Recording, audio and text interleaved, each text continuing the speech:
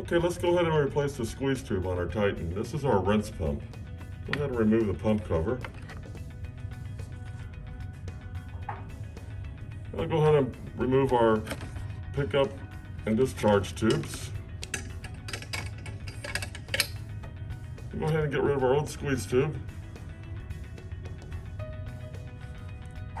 And we're going to go ahead and install the new squeeze tube. Make sure I have plenty of lubricant on it.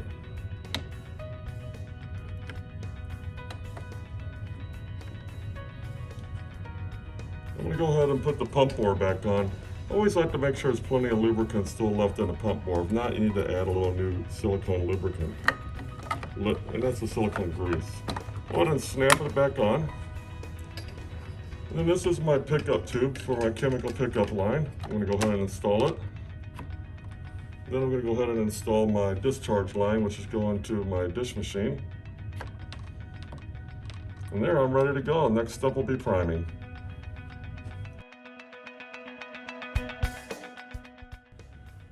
Okay, now we're going to go ahead and prime our rinse pump. We just changed the squeeze tube in it. So first thing we do is we go up here. My Titan is on. So I go ahead and hit the down button. It'll light up there. Go ahead and hit the down button again. There's my language. I can go on past that by hitting the down button.